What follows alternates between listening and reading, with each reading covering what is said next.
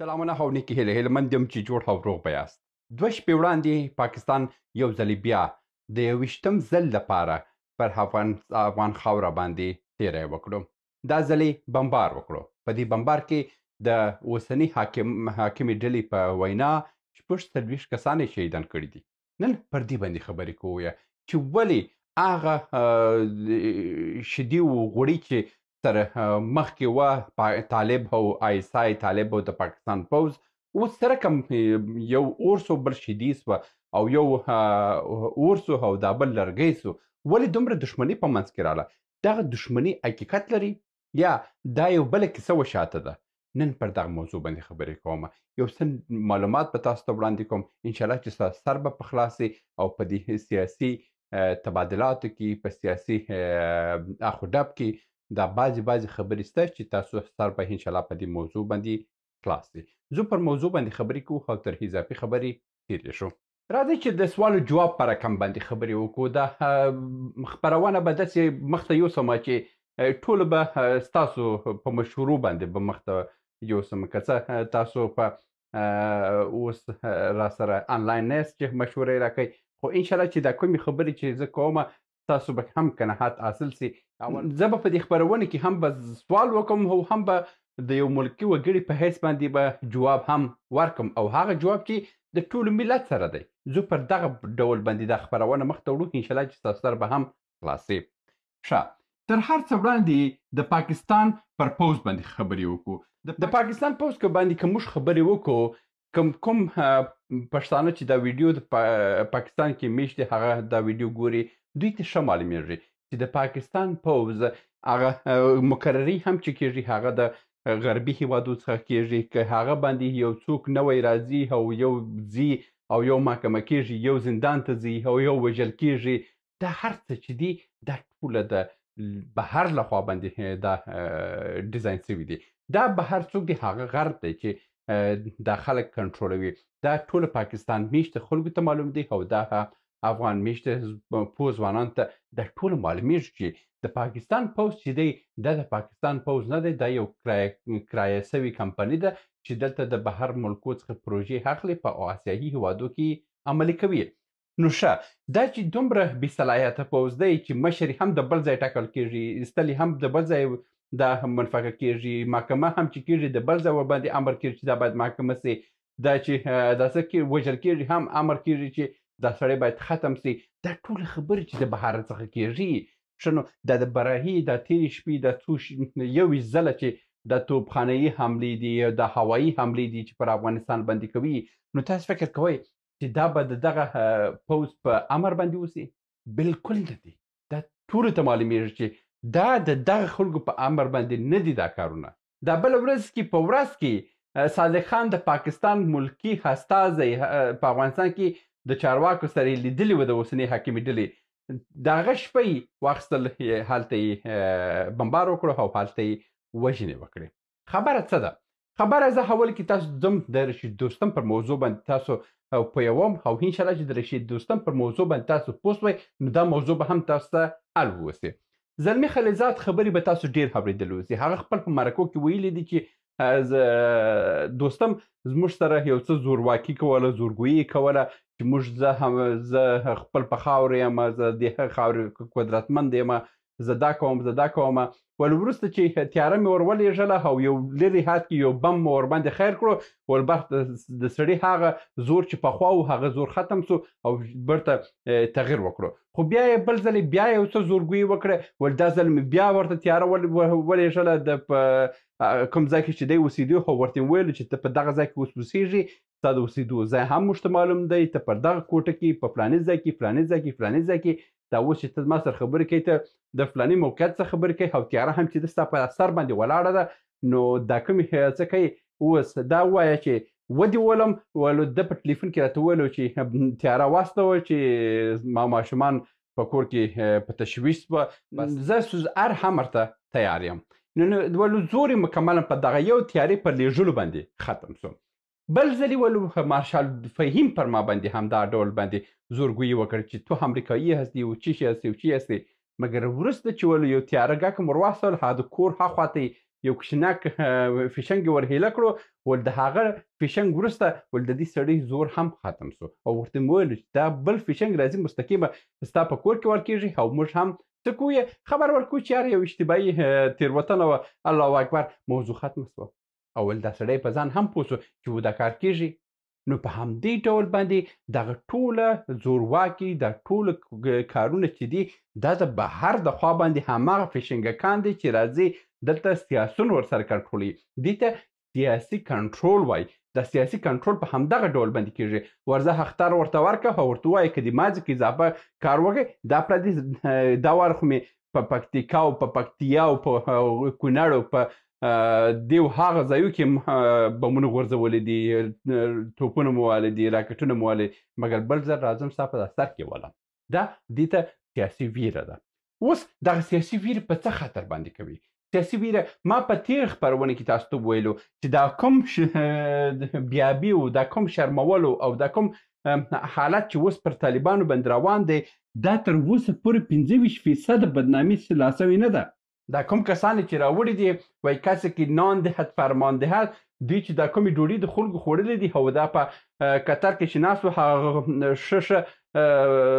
سره کړي پسونې چې خوړله دا خو اوس هغه پسونو جواب غواړي مګر دا خلک خو لیوني نه وه چې دومره پسونې په ده وخوړه دا خلک خو لیوني دي چې هره ورځ کې 40 میلیون ډالر هستي دا خلک خو لیوني دي چې هر میاشت کې 200-300 میلیون ډالر ورته هستي دا خو هلته کار ځنه غواړي اوس دا کار څه شی دی دا کار داسې یو کار دی چې دا سړی هم نسي کولی هغه بل هم نسي کولی مشر هم نسي کولی ټوله ورته حیرانه دي دغه تېرې خپرونې کې ما تاسو ته ویلو چې شهابالدین دلاور یو ځای کې په یو مېلمستیا کې ویلي دي که دغه کار په موږ باندې خلیلزاد کولو ول زه پوهېدم چې دا کار په موږ باندې کېږي زه په ژوند نه تلم او دغه داسې مسؤلیت مې په غاړه نه نیولو یعنې مطلب دا دی چې دا کارونه ټوله د غرب د خوا ډیزاین شوي دي اوس دا دا سیستم چې ډیزاین شوی دی نو په همدې خاطر باندې پر دوی باندې ډېر قوي کارونه غواړي چې تطبیق کړي اوس هغه قوي کارونه دوی نسي کولی اوس د هغه نوي کارو په هکله باندې زه یو بله خبره تاسو ته کومه چې کله دغه حاکمه ډله راغله په افغانستان کې مسلطه شوه پوره یوه هفته د هغه وروسته یوه هفته بعد د چین څخه یو پلاوی راغی د چین دغه پلاوی حتی په 2001 کې هم چې کله موقته اداره جوړه شوې وه ول د چینایانو دغه پلاوی کرزي صاحب ته هم راغی اختار یې ورکړو او ورته یې وویل چې تا ته څه پلان درکول شوی څه کارونه باید ته وکړې او همدا ډول چې ولسمشر غني هم ولسمشر سو په هغه وخت کې هم د چین څخه دغه پلاوی راغی د روسان څخه دغه پلاوی راغی هغه دغه ټولو پلان ورته وویلو چې وروره تا ته څه شی ویل شوي دي ته څه کوې څه نه کوې که دا کار دې وکړې موږ ته خبر رسېږي تا په دفتر کې ولو او تا هم درته په دغه داسې کې وژنو یعنې دغسې ښه پوره اخطار یې ول هم کرزي صاحب ته ورکړې هم یې اشرف غني ولسمشر غني ته ورکړو او په دغه حاکمان چې راغله په اولې هفتې کې د 10 ورځې را تېرې نه وې چې چینایانو پلاوی راغی او په هر کې د خلک یې ټولو سره راټول کړه او دوی ته یې ټولو ته وویله چې ستاسو پلانونه څه دي او تاسو زموږ د زربین لاندې یاست اندکترنې اشتباه تاسو په دفتر کې ویو او تاسو ختموي او دغه ټوله کیسه یې ول دوی ته تشریح کړه همدا ډول روسان هم دا خبره کړې ده او همدغه ډول حقدارونه یې ورکړي دي دا چین او روسیه او امریکا او دغه درې هیوادونه چې دي دا د نړۍ کې چې هر نوی حکومت راځي دوی خپل پلاوی ورهاستي او هغه نوي کس ته سر ورخلاصوي چې وروره دا دنیا په دغه ډول باندې څرخي دا دنیا په دغه ډول باندې څرخي که دا خو پښه دې دې خواته تر خط واړوله د ستا پښه کته کېږي او که دې خو پښه په دغه ځای کې وساتله نو پر تا باندې به ښه ورځې وځي او که دې پښه وغځوله ستا پښه به هم کته سي او پر تا باندې به بد حالت هم راسي نو دا خبرې چې دی دا کارونه سوي دي او د خلکو د هم اختارونه ورکول سوي دي اوس هغه کسان چې ورته دا څه هستي هغه پیسې ورهستي هغه سره کړي پسونې چې په قطار کې په خوړلې دي دغه ټوله اوس د خلکو ته وایي چې وروره کار ورځه وکړه حاکم خبره چې تا ماته کړې وه دا خبره هغه وخت کې شمالي ټلوالې هم د خلکو ته کړې وه چې بس موږ ته حاکمیت راکړې په افغانستان کې چې څه کارونه کوي موږ یې درته کوو هغه هم چې ویې کتل د وینې سره چې ویې کړ او هغه یې لرې کړه. اوس دا خلک یې راوړي دي، اوس دا خلکو هم ویلي چې یاره موږ یې کوو یې، مګر دا خلک یې هم اوس نسي کولی، دا خلک هم ویرېږي. اوس دا خلک په داسې حالت کې پاتې دي که هغه کار وکړي د هغه بل خوا فشار دی او که وینې کړي د دا بل خوا فشار دی. نو اوس د همدې امله دې ته یو سیاسي ترغې کې ورهاشي او دوی ته وایي چې وروره دا ځل خو مې په برمل ولسوالۍ باندې واچول، دا ځل مې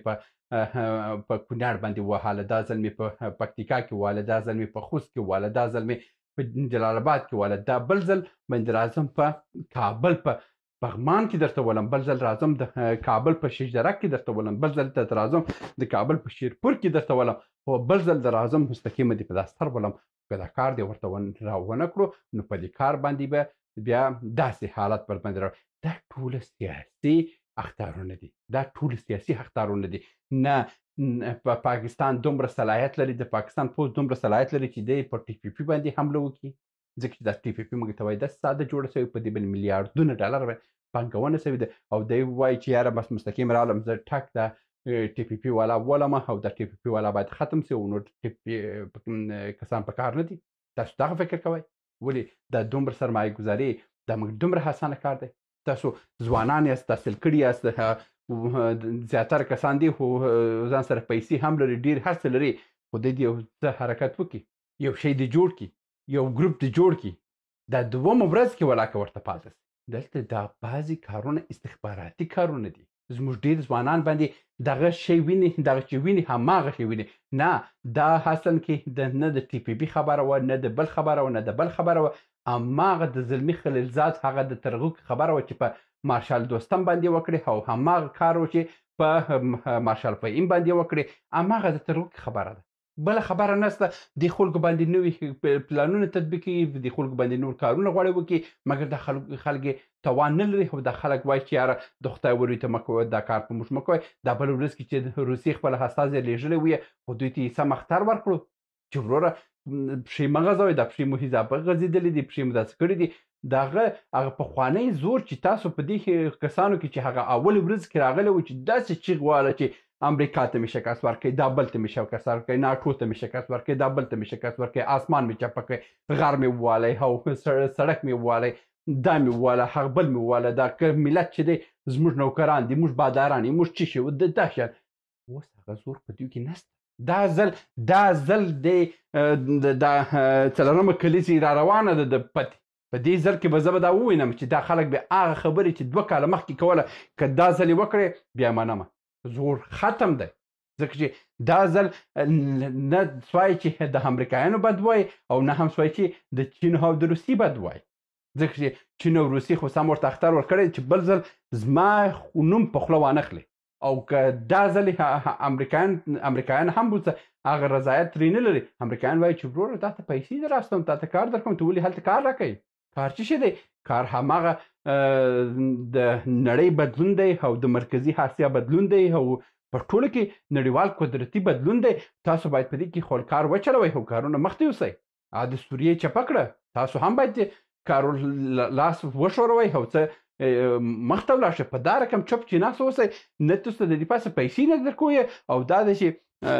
حالت به ملا خراب شي. دا خبرې دي پښتو کې، دا خبرې نه دي چې ولاړه یاره په دې کې ماشومان ووژل سو، په دې کې نه کوچنیان ووژل سو، په دې کې سپین سرې ووژل سو، په دې کې څه شي ووژل سو، په دې کې ټي پي پي نه و. د سره هېڅ شی نشته. په دې سیاسي تبادلاتو کې د انسان وژل هېڅ معنا نه لري. دا یو عادي خبره ده. په دې باندې ځان پوه کړئ. په سیاسي موضوعاتو کې د انسان وژل یو ساده خبره ده. دا هر ورځ کې چې دا جګړې روان دي، دا ټول جګړې په سیاسي تبادلاتو باندې روان دي، دا ټول په نړیوال زور باندې روان دي. افریقا کې هر ورځ کې زرګونه کسان مړه کېږي، په افغانستان کې هر ورځ کې په سلهاوو کسان دا اوس وژل کېږي. هېڅوک یې نه پوښتنه کوي، نه یې معلومات کوي او نه هم